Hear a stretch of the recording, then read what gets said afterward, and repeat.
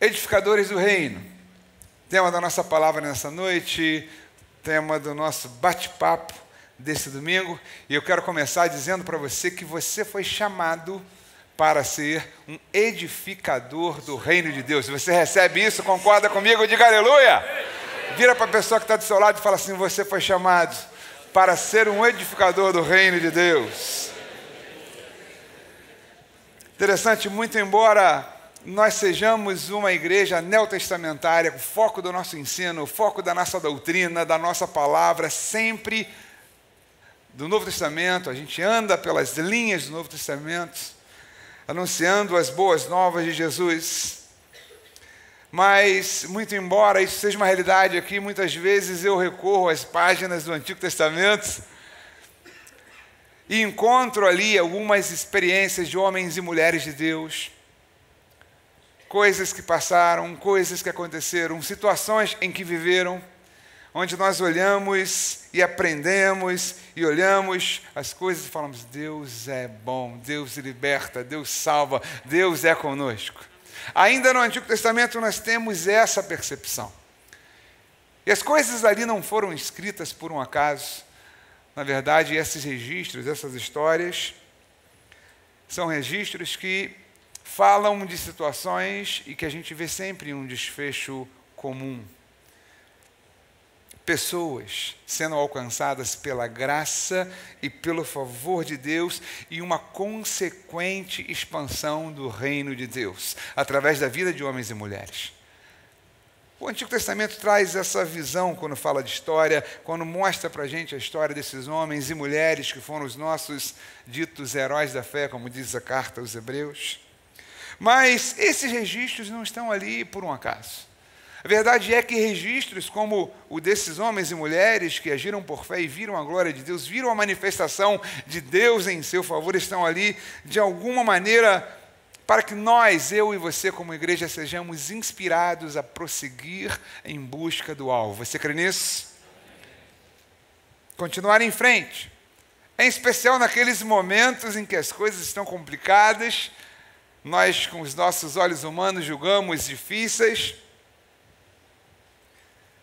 E quando olho situações que homens e mulheres passaram, quando olho para Davi, quando olho para Josué, quando olho para Daniel, eu percebo que Deus, Ele em todo tempo é conosco.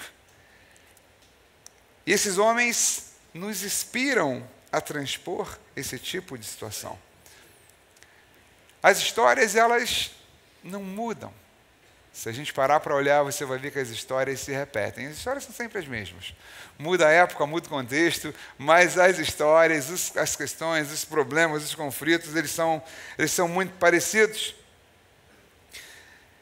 Quando eu vejo, por exemplo, Deus trazendo livramento e provisão no Antigo Testamento a homens e mulheres de Deus, isso é contextualizado aos dias da Nova Aliança, porque nós recebemos isso dele. Você crê nisso? Não é assim que acontece conosco? Quando eu vejo homens e mulheres sendo curados no Antigo Testamento, agora com muito maior propriedade, essa palavra é válida para a gente. Quando eu vejo homens e mulheres prosperando no Antigo Testamento, nas nossas vidas e para as nossas vidas, esta também é uma realidade válida para a Nova Aliança.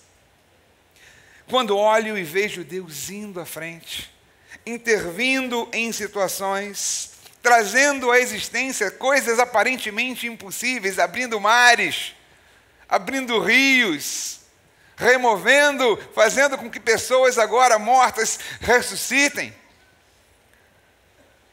dizendo para a gente: não temas, porque eu estou contigo. Isso também é aplicável na Nova Aliança. E Deus faz isso conosco hoje. Deus faz isso conosco sempre. A cada dia Deus olha para a gente e fala: cara, não temas. É uma mensagem essencialmente de todos os livros da Bíblia. Você tem uma mensagem, pelo menos um versículo vai falar alguma coisa nesse sentido: não temas, não temas, não temas, eu estou contigo, eu cuido de você, eu sou aquele que vai à frente. É minha a luta, é minha a batalha, eu vou abrir o caminho para que você passe seguro e em paz. E quando eu percebo que coisas ditas e colocadas por pessoas há 2, 3 mil anos atrás, tem importância e eficácia hoje, eu percebo que a palavra de Deus é viva e eficaz e se renova a cada dia com vistas a nos abençoar.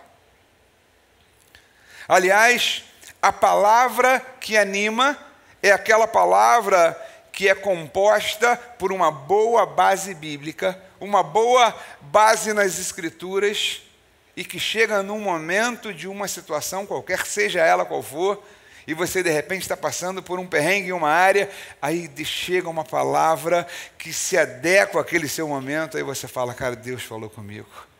Ah, Deus me fortaleceu. Você fala, ah, Deus cuidou de mim, Deus se preocupa, eu estou sentindo que Deus está me trazendo algo novo. Essa é a palavra que nos traz edificação, essa é a palavra que nos fortalece. E dentro do contexto que nós estamos vivendo hoje, contexto, o pastor Bené falava aqui, você viu as fotos aqui, eu quero trazer uma palavra muito específica para vocês. É uma palavra que ela nasce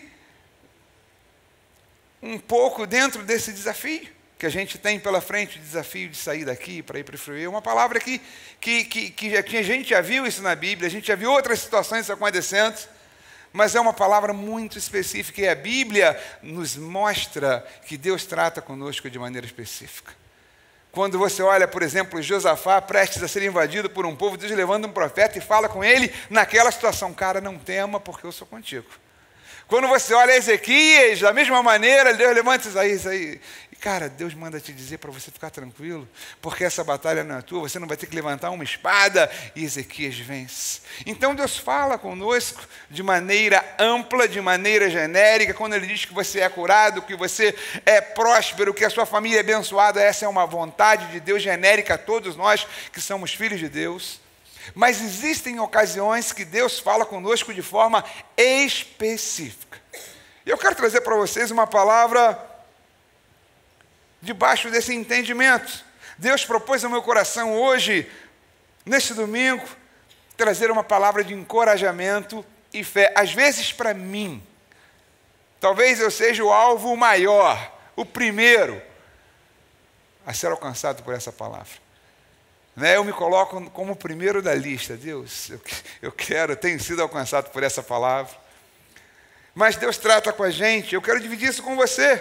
Deus trata conosco, uma palavra de fé, de vitória, de ânimo voltado para a construção da nossa nova sede. E por que não dizer para a edificação do reino de Deus? Quero ler com vocês uma palavra que está em Zacarias. O profeta Zacarias vai falar assim para um cara chamado Zorobabel. Essa é uma mensagem que chega destinada a Zorobabel. Assim diz o Senhor a Zorobabel, não por força nem por poder, mas pelo meu Espírito, diz o Senhor dos Exércitos. Diga assim, não por força, não por poder, mas pelo meu Espírito, pelo Espírito de Deus. Nada será obstáculo para Zorobabel, nem mesmo uma grande montanha. Diante dele ela se tornará uma planície. Quando Zorobabel colocar no lugar a última pedra do templo, o povo gritará, é pela graça, é pela graça. Leio na nova versão transformadora. Deus traz uma palavra a esse cara, o Zorobabel, e para a gente entender essa palavra, eu preciso começar, e vou apresentar a você um contexto bíblico, mas esse versículo, essa fala de Zacarias a Zorobabel, ela faz referência a um versículo de Esdras, que diz o seguinte, então Zorobabel e Jesua começaram a reconstruir o templo de Deus em Jerusalém. Os profetas de Deus estavam com eles e os auxiliaram. E aí eu vou começar a entrar num contexto histórico, te chamar para um contexto histórico para a gente entender e contextualizar essa palavra aos nossos dias. E eu quero começar falando para você que a nação de Israel, Israel como nação unificada, durou apenas 120 anos. 120 anos e teve 3 reis apenas daquela nação. Primeiro rei Saul, depois Davi, depois Salomão. Por algumas coisas que andaram acontecendo, esse reino agora se divide. E eu não vou entrar aqui em detalhes o porquê que isso aconteceu, não é o foco dessa palavra, mas a verdade é que esse reino agora, unificado, que a nação israelita é dividida, e a gente passa a ter dois reinos, um reino do norte e um reino dito Reino do Sul. E está um mapa aqui, você talvez tenha esse mapa na sua Bíblia. Esse mapa é a região de Israel, essa parte, a junção das duas partes amarela e esverdeada, né? Laranja e esverdeados. E a parte de cima, mais ao norte, ficou conhecida como Reino do Norte. A parte do sul, mais abaixo, Reino do Sul. Simples de entender isso. E o Reino do Norte ficou, então, conhecido como Israel. Por quê? Porque nesse pedaço de terra haviam 10 tribos. 10 tribos aqui. Então ficou conhecido por Israel. E como toda essa região era basicamente a tribo de Judá, o Reino do Sul ficou conhecido como Judá. Esses dois reinos, embora todos os israelitas, tiveram histórias completamente diferentes. Histórias distintas. E o Reino do Norte, eu vou começar por eles, foi um reino onde explodiu a idolatria. O primeiro rei que reinou nesse lugar, nesse Reino do Norte, ele tomou a primeira providência, foi o seguinte: olha, uma vez por ano, pelo menos, o povo precisa ir ao templo, que fica em Jerusalém, mais ou menos aqui embaixo. E ele proibiu o pessoal de descer, e ele fez 2 templos, um em Dan, aqui em cima, e um em Betel, e colocou 2 bezerros de ouro para o pessoal adorar. E eles começaram a entrar numa evolução de idolatria, se afastando de Deus. A idolatria chega ao ápice no Reino do Norte quando Acabe se casa com Jezabel. Está tendo um seriado na televisão atualmente, eu não sei se alguém está assistindo esse seriado, amém, poucas pessoas não estão perdendo assim também grande coisa, mas eu tenho visto, algumas vezes eu vejo, e aí ali você percebe o seguinte: aquilo aconteceu exatamente aqui no Reino do Norte. E você vê a presença, o culto a Baal, que é introduzido por Jezabel. E por conta deles terem se distanciado de Deus, se afastaram de Deus, se enfraqueceram, eles acabaram sendo tomados pela Assíria, mais ou menos 250 anos depois dessa divisão. O Reino do Sul continua, as coisas continuam bem naquele momento para o Reino do Sul, para o pessoal de Judá, mas o Reino do Norte agora é invadido pela Síria. E o cara da Síria, ele não chega quebrando, não chega matando, ele chega, impõe sua força, diz que vai mandar aqui, e ele tira o pessoal dessa região, leva para outras localidades e pega gente de outros povos e traz para cá. Na verdade, ele quebrou a identidade religiosa, cultural daqui de cima e misturou esse povo. Passado um tempo, o reino de Judá agora, ele é invadido não pela Síria, mas pela Babilônia, e ele é levado a um cativeiro onde fica há 70 anos. Já a Babilônia faz diferente. O primeiro rei, o rei da Síria, chega pacificamente lá em cima, ele simplesmente mistura os povos, mas Babilônia não. Babilônia chega, num primeiro momento, leva o pessoal da nobreza, da realeza, aí vai Daniel, mas num segundo momento eles voltam e destroem toda a cidade. Saqueiam o templo, quebram o templo, derrubam as pedras, quebram as casas, as muralhas, destroem toda a cidade, o povo vai cativo agora. Eles levam o povo para a Babilônia, mas existia uma promessa de Isaías e Jeremias, também Deus já tinha falado isso a Abacuque e a outros profetas, que ele iria levantar um libertador e que o povo iria voltar para cá.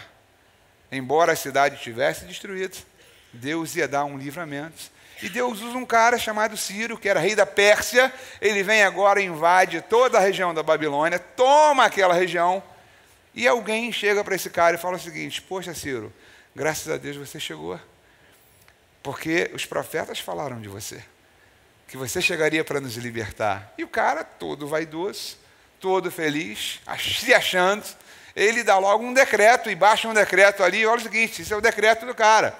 Assim diz Ciro, rei da Pérsia: o Senhor Deus do céu me deu todos os reinos da terra. Você vê que o cara era vaidoso, né? Ele me encarregou de lhe construir um templo em Jerusalém, em Judá, e ele faz um desafio ao povo. Quem pertence ao povo de Deus, volte a Jerusalém para reconstruir o templo do Senhor, o Deus de Israel, o Deus que habita em Jerusalém.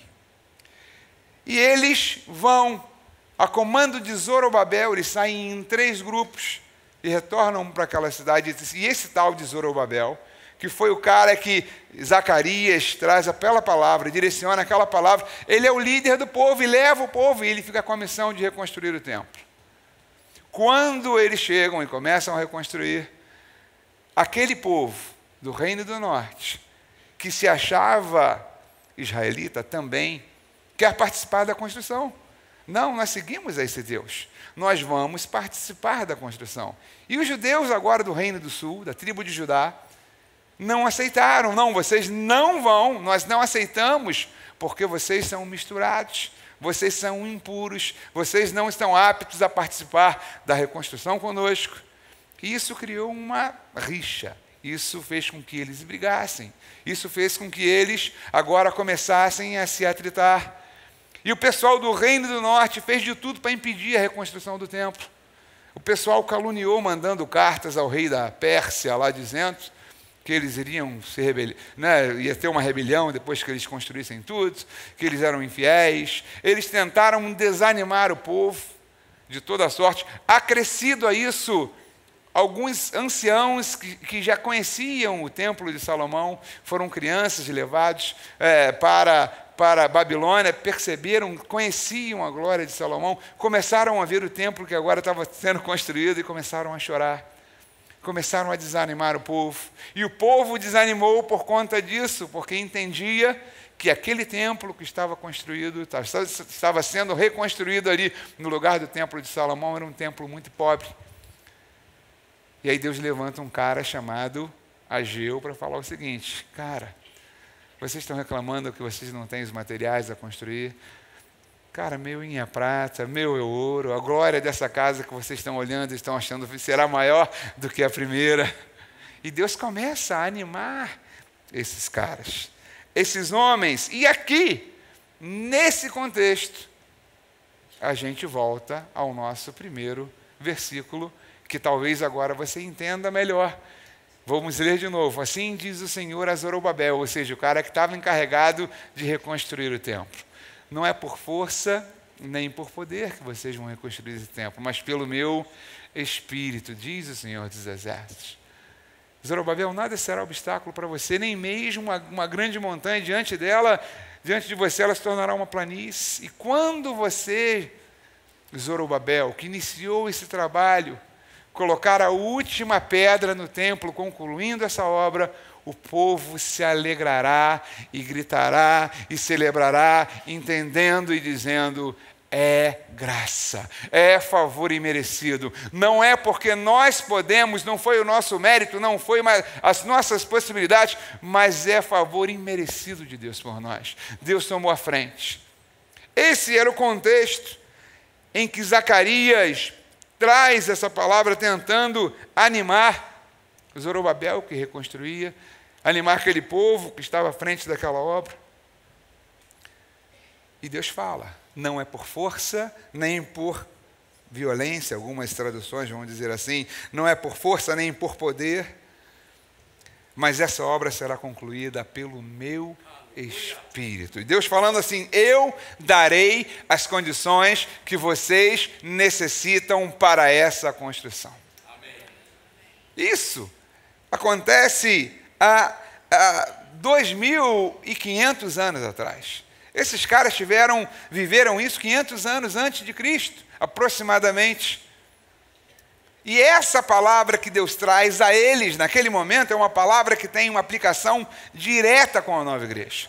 É uma palavra para a gente do momento, é uma palavra adequada, contextualizada àquilo que nós estamos vivendo.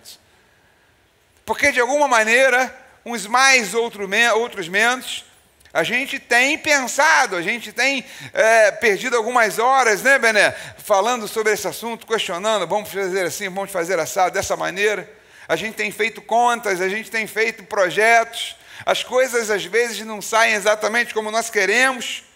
Não está falando de grana, não, em outras áreas, em várias situações. As coisas não andam na velocidade com que nós desejamos às vezes, e a gente tende a falar, meu pai, e agora? Como vai ser? E Deus fala assim para a gente, cara, fica tranquilo. Não é pela tua força, não é pelo que tu tens, mas pelo que eu tenho a fazer na vida de vocês. E aí eu pergunto para vocês, vocês acham que essa palavra, esse exemplo, ele está contextualizado com os nossos dias? Óbvio que sim. Tem tudo a ver conosco.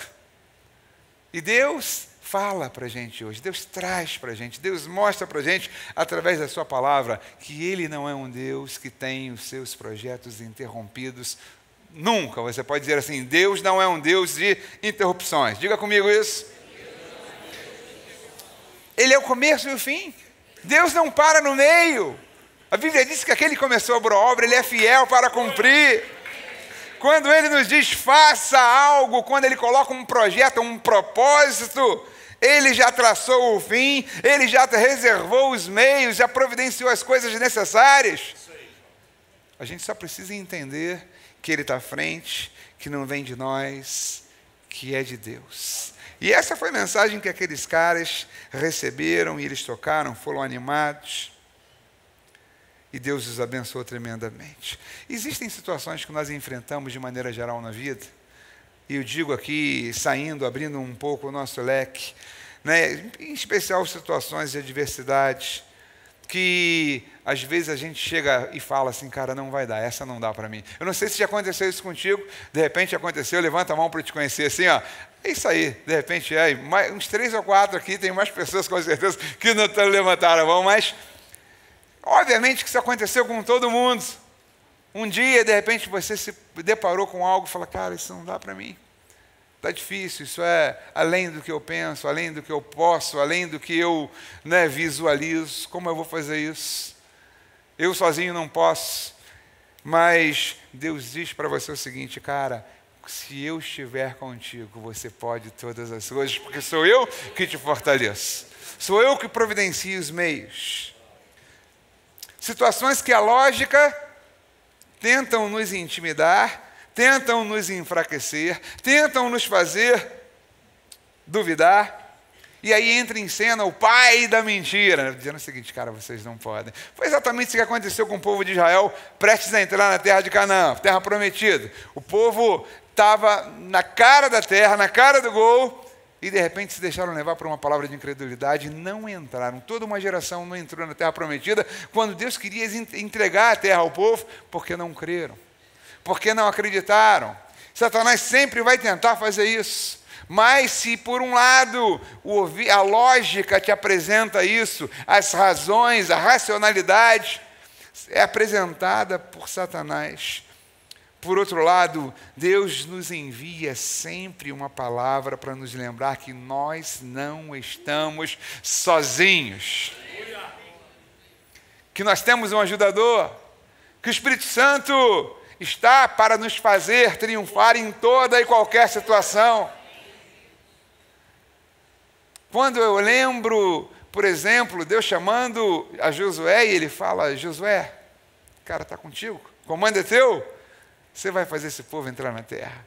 E Josué, ele, é claro, humanamente, ele deve ter pensado, caramba, Moisés foi preparado, cresceu no palácio, foi treinado, foi um cara, e já vinha com o povo, chegou aqui, agora vai trocar o comando. E aí Deus fala assim, cara, não temas, porque eu estou contigo. Não temas, não duvides, porque eu sou o teu Deus. Toma cuidado apenas para você andar debaixo da minha palavra, daquilo que eu estou falando, da direção do meu Espírito, para que você prospere em todas as suas empreitadas. Deus fala com a gente hoje, cara, não tema, não precisa temer, porque eu estou com vocês.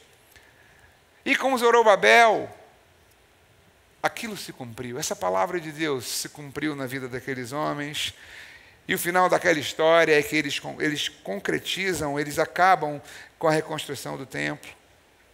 Mesmo diante de todas as resistências, eles se apoderam e se apropriam da vitória que Deus lhes deu. Eu vou te fazer uma pergunta. E vou deixar você pensar e refletir um pouquinho sobre essa pergunta que eu vou te fazer agora. E a pergunta é a seguinte: você sabe por que todo aquele movimento de reconstrução do templo, de reforma religiosa acontece, promovidas ali por Zorobabel, Esdras e Neemias? Eu vou te dizer por quê. Deus fez tudo isso por mim e por você. Deus fez tudo isso por amor de nós. A construção daquele templo, Deus tinha um propósito que não era limitado àquele ponto, uma obra num lugar no espaço geográfico. Deus tinha naqueles homens a intenção e o propósito de dar continuidade à história de Israel. Não tinham um templo, tinham perdido a lei, o templo havia sido saqueado. E Deus levanta 3 homens, um para reconstruir a cidade, o templo, que foi o Zorobabel, e 2 caras, Esdras e Neemias, que chegam para ensinar a palavra de Deus, para reatar a lei. E o cara faz isso com uma propriedade, ele institui um estudo obrigatório da palavra, ele começa a recontar para aquele povo que agora havia nascido na Babilônia a história do povo, e ele começa a recontar para aquela geração: cara, aconteceu isso, no início foi assim. E as histórias de Esdras, falando a esse povo, formam os 2 livros, 1º e 2º Crônicas. Repetem as mesmas histórias de 1º e 2º Reis, mas Esdras passa aquilo num momento diferente. Ele está recontando a história para tentar trazer o povo de volta. E esses 3 caras, esses 3 remanescentes, foram os responsáveis pela continuidade da história da religião judaica. E lá na frente, 500 anos depois, vem o Messias. E hoje nós estamos aqui. Esses caras, há 2.500 anos atrás, com certeza não tinham ideia de que uma igreja hoje, de que pessoas hoje seriam beneficiadas com a continuidade do projeto deles. E aí eu quero dizer para você que essa transição, ela não tem a ver, na verdade, não existe no nosso coração. A gente não está fixado nas paredes de um templo, de um local maior, de um local geográfico, não. A gente está preocupado com pessoas, a gente está preocupado em abençoar gente, a gente está preocupado em ter um lugar maior para receber pessoas. E essas pessoas, que a princípio a gente olha o hoje, terão um impacto na eternidade. Serão nossos irmãos, serão nossos queridos, pessoas serão resgatadas, pessoas serão alcançadas por uma palavra de Deus, através da nossa postura de fé. Por isso nós fomos chamados, estamos sendo chamados para sermos edificadores do reino de Deus. Está entendendo isso? Está comigo? Diga amém. Amém. Nesse momento de transição, eu quero inspirar você. Eu estou aqui para te inspirar. Tentar fazer isso. Eu quero inspirar você a ser alguém que faça a diferença. Tentar inspirar você a ser alguém que participe desse projeto. Não como alguém que, caramba, pastor, nossa igreja está tão linda, por que nós precisamos sair daqui? Aqui é tão confortável, o ar-condicionado chega a fazer frio, né? Eu olho para o céu, assim, para o céu não, olho para o teto da igreja, parece que eu estou olhando para o céu estrelado, ainda mais na hora do louvor, fica só aquele clima, tem fumacinha. Eu nunca vi uma igreja cheia de quadradinho. Bené falou que tem algumas igrejas hoje, que estão se inspirando a Terra Nova. Mas a gente não está preocupado em sair de um lugar simplesmente porque a igreja cresceu, a igreja explodiu, a igreja, a nova igreja da Barra é a igreja. Não, a gente não está, a nossa preocupação não é essa. A gente tem entendido que Deus nos confiou um propósito muito maior. Um propósito que não tem a ver com hoje, que não tem a ver com um ano, não tem a ver com 10 anos, um propósito que tem a ver com eternidade. Na verdade, o mesmo propósito que Deus tinha com aqueles homens que deram continuidade, a história de Israel, a história judaica, e Jesus, para que Jesus viesse. Deus precisou contar com alguém para fazer isso. Se esses caras não fizessem isso, talvez a história pudesse ter sido diferente. E eu pergunto para você, qual é a história que você quer deixar para as próximas gerações? Qual é a história que você quer deixar para aqueles que virão depois, os filhos, os netos, os bisnetos? E eu brincava aqui no culto, no primeiro da noite, no terceiro culto nosso desse domingo, eu brincava com o Bené, né? E de repente eles vão, daqui a algumas gerações, eles vão estar falando, meu avô era aquele velhinho, sabe? Falando do Bené, 95 anos. 95 anos, o cara estava lá ministrando o louvor com o violão dele com toda a sua força. Olha, Pastor Paulo 110. Pastor Maurício de 120, né? E aquele magrinho, rapaz, o cara ficou mais magro ainda depois que envelheceu, depois que passou dos 100, 120 anos, cara. O cara ainda queria pregar fominha, não deixava ninguém pregar. E a história que a gente vai deixar, né, Bené? Que história você quer deixar? Deus está te convocando, Deus está te convidando, você que é da nova igreja, Deus está te dando a oportunidade de passar, ou seja, de participar de um projeto que vai impactar vidas, que vai impactar famílias, que vai impactar um lado da Barra da Tijuca, que hoje, eu não sei, mas eu acho que não existe uma igreja com perfil da Nova, uma igreja que tenha a nossa cara, e nós cremos que Deus estrategicamente está nos levando para aquele lugar, para ser bênção na vida das pessoas, acima de qualquer coisa. Você diz amém? Amém. Mas como que você pode fazer diferença nesse processo? Eu vou falar para você algumas coisas. Primeiro, tenha um entendimento correto do propósito da nossa ida para lá. E é isso que eu estou falando com vocês. Entenda os porquês, entenda o porquê de sair. Eu já ouvi pessoas falando, pastor, mas não está bom aqui. Pastor, a gente construiu isso com tanto carinho, olha, nós estamos desapegados disso. Aliás, nós preparamos isso aqui, é o que eu estou te dizendo, a questão do propósito. Nós preparamos isso para uma outra igreja, a igreja que está vindo para cá. E nós não sabíamos. Quando nós colocamos as escadas, fizemos o hall, botamos o ar, não era para a gente. Deus tinha coisa maior. Deus tinha um propósito em nossas vidas para abençoar outra igreja que vai chegar aqui e vai se estabelecer nesse local. Entenda o porquê que nós estamos fazendo disso. Sua tarefa dentro desse processo é cooperar com um fim muito mais abrangente. A gente tem vistas na eternidade, é isso que nós perseguimos.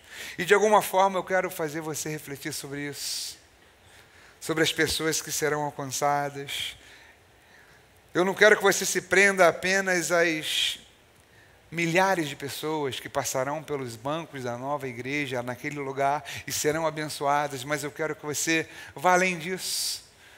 Pense na eternidade dessas pessoas que estarão conosco, povoando o reino de Deus. Deus te chamou para que nós sejamos edificadores do reino. Você está comigo? Diga amém. Amém. Esse é um chamado de Jesus. Jesus fala o seguinte, olha, ide pregar o evangelho a toda criatura.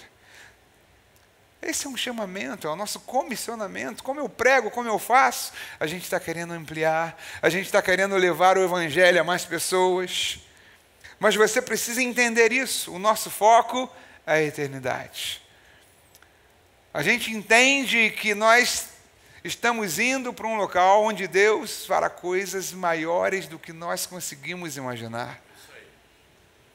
Nós temos um limite racional, um limite de visão física, mas Deus fará coisas ainda maiores na nossa vida. Você crê nisso? Diga amém.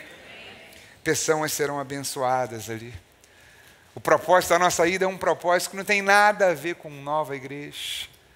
Não tem nada a ver com igreja batista, assembleia, presbiteriana, igreja que vem, nada. O nosso propósito é um propósito de expandir o reino dos céus. Para isso nós fomos chamados de sermos abençoadores. Você está comigo? Diga amém. Depois, como você pode fazer a diferença com a sua paixão? E pessoas apaixonadas são pessoas que conhecem, que têm um senso de propósito definido. Cara, por que nós estamos indo? Nós estamos indo com vistas a abençoar pessoas. E eu quero inspirar você a ser uma pessoa apaixonada, uma pessoa envolvida, uma pessoa doada de corpo e alma, muito mais do que pessoas motivadas a alguma coisa. Muito mais do que uma palestra motivacional para você, eu quero inspirar você a olhar isso como algo de Deus, através dos olhos de Deus, através de olhos da fé. Eu quero inspirar você a ser mais um conosco e olhar com paixão, com amor, paixão pelas vidas, paixão pelas pessoas, paixão pelas famílias. Na verdade, só é inspirado quem é apaixonado.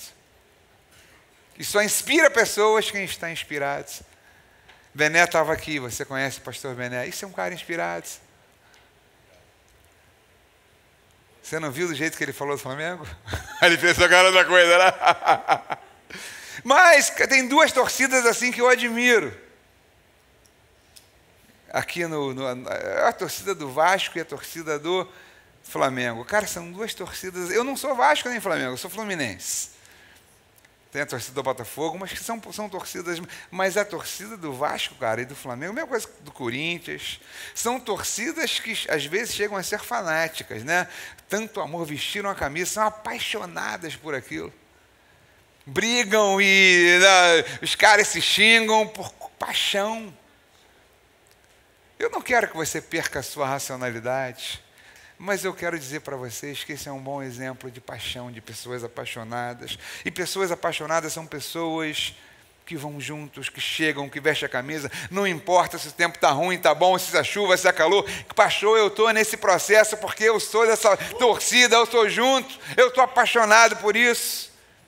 Eu quero te inspirar a servir a esse projeto com paixão. Paixão fala de coração, paixão fala de espírito, paixão fala de alma. Seja um multiplicador dessa ideia. Doe-se.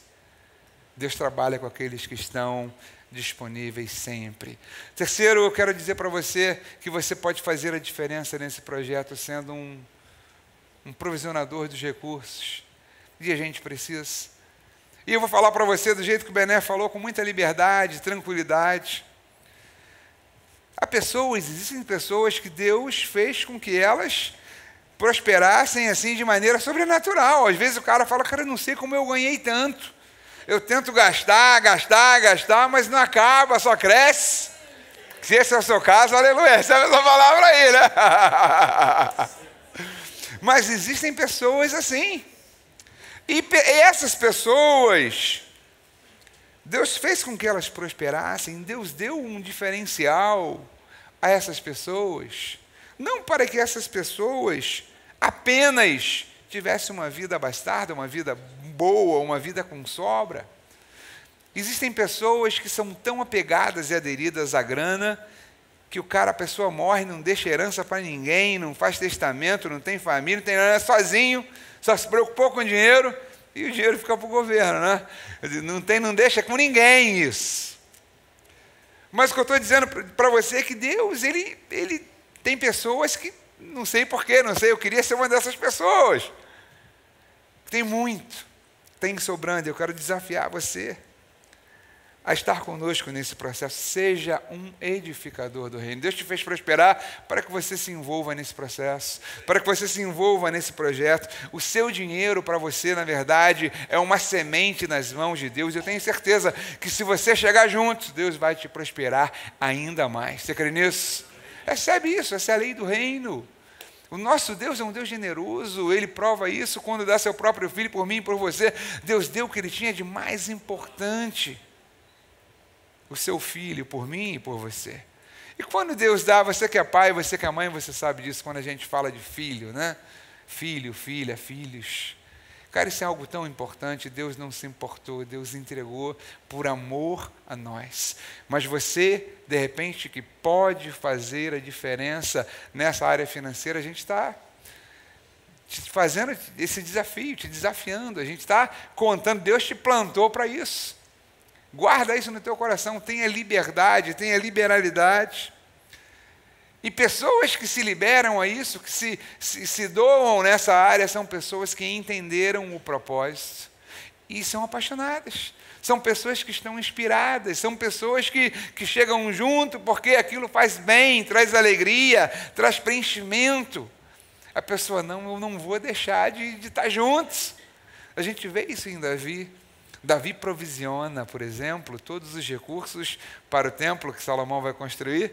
E aí depois ele continua a palavra dizendo, Davi pegou dos seus tesouros pessoais. Porque ele queria dar alguma coisa dele, ele queria dar alguma coisa que pertencesse a ele. Ele não se preocupou apenas em ser um chefe de Estado provisionando os meios, mas ele queria dar alguma coisa dele pessoal. Isso fala de um coração. Isso fala de uma disponibilidade que nós, como cristãos, precisamos ter e entender. E eu quero dizer que Deus conta contigo também nessa área. Você pode nos ajudar a fazer a diferença sendo alguém, sendo uma pessoa que confessa e confia na vitória que Deus nos dará. Não é por força nem por poder, mas pelo meu Espírito. Quem está à frente, quem está envolvido, muito embora Deus nos use nesse processo, para estar gerindo, para estar de alguma maneira administrando, o Senhor está à frente disso. Então creia, confie, fale que vai dar certo, profetize, o Senhor está conosco, o Senhor nos abençoará, Ele nos prometeu, Ele nos dará a terra, Ele está à frente. Eu recebo aquela palavra, Senhor, que tu falou lá atrás para Zorobabel, fica tranquilo.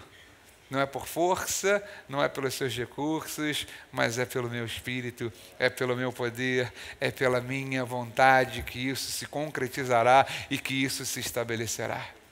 Creia nisso. Eu me lembro daquele episódio onde a filha de Jairo estava adoentada e as pessoas, Jairo foi ter com Jesus, e alguém chega e diz, Senhor, já não dá mais, porque a sua filha morreu. E Jesus, olhando aquela situação, ele diz o seguinte, crê somente, Jairo, crê somente. E ele chega e faz um milagre. Nosso Deus é o Deus do impossível. E aquilo que é impossível aos homens, é possível para Deus. Você pode declarar isso comigo? Diga, aquilo que é impossível aos homens, é possível para Deus. O nosso Deus é aquele que faz, que traz à existência as coisas que não existem. Isso é fé. Olhe para essa obra, olhe para esse projeto com olhos de fé, com olhos apaixonados, com olhos de envolvimento. E depois eu quero dizer para você que você esteja aberto a receber o milagre de Deus. É milagre, gente. É milagre. A gente está vivendo, a gente está no meio de um processo de gestação.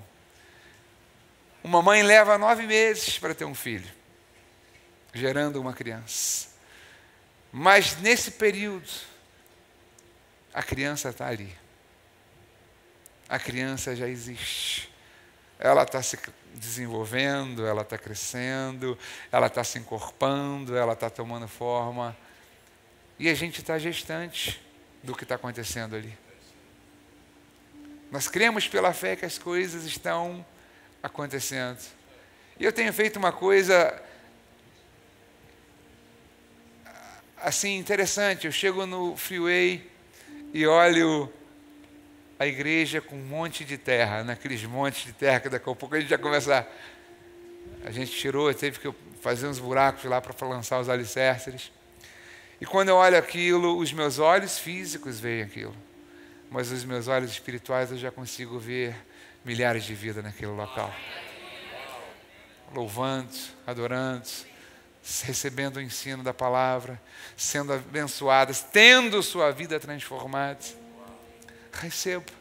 Receba como milagre. No final nós vamos falar exatamente como aqueles nossos queridos irmãos falaram lá atrás. É pela graça. É favor imerecido. É provisão do Pai. Não foi porque nós podíamos, mas milagrosamente Deus fez acontecer. Como Ele faz acontecer as coisas nas nossas vidas. Deus é bom demais e Ele nos guarda e Ele confia. Deus tinha um propósito muito maior na reconstrução daquele templo lá atrás, quando o povo sai do cativeiro da Babilônia. Um propósito que ali já apontava para uma eternidade, as nossas vidas, para que nós fôssemos alcançados. E da mesma forma ali na nossa nova sede, Deus tem um propósito muito maior do que uma simples mudança. Os sonhos são grandes, os sonhos parecem grandiosas demais para nós. Mas eu quero dizer para você que Deus é grande.